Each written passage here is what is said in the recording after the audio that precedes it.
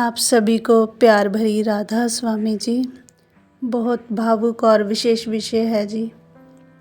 एक युग पुरुष, एक संत का धीरे धीरे अपनी जिम्मेवारियां सौंपना। जब संत धीरे धीरे विदा लेते हैं, कभी कभी कुछ बातें ना जुबान से निकलती हैं, ना किताबों में मिलती हैं, वो बस आँखों से, चाल से, मौन से महसूस होती हैं। आज हम बात कर रहे हैं उस खामोशी की जो शायद एक युग के अंत और नए युग की शुरुआत का संकेत है। बाबा गुरिंदर सिंह जी एक नाम नहीं, एक भावना है। जब वो मंच पर आते हैं तो हजारों दिल एक साथ धड़कते हैं। उनकी हर बात में सरलता है, मुस्कान में करुणा और दृष्टि में दिव्यता।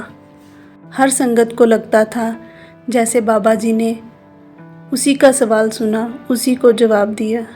ऐसे संत से जब दूरी बढ़ने लगे तो मन बेचैन हो उठता है।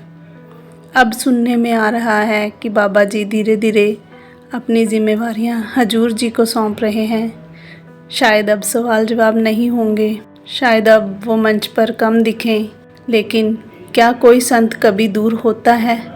नहीं, वो तो बस एक रूप से दूसरे रूप में प्रवाह करते हैं। जैसे नदियाँ समुद्र में विलीन होकर भी जीवन देती रहती हैं। संगत का मन भर आता है, आंखें नम हो जाती हैं, क्योंकि बाबा जी सिर्फ एक सतगुरु नहीं हैं, वो माँ की तरह स्नेह देते हैं, पिता की तरह मार्ग दिखाते हैं। उनका हर वचन हमारे जीवन की दिशा बन गया। अब जब वो धीरे धीरे चुप हो रहे हैं तो ऐसा लगता है जैसे कोई अपना हाथ छोड़ रहा है।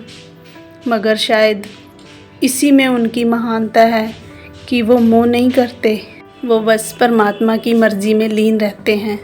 अगर आज भी आप ध्यान से देखें तो बाबा जी कहीं नहीं गए, वो बस हर संगत की आँखों, प्रार्थनाओं और आत्मा में समाये हुए हैं।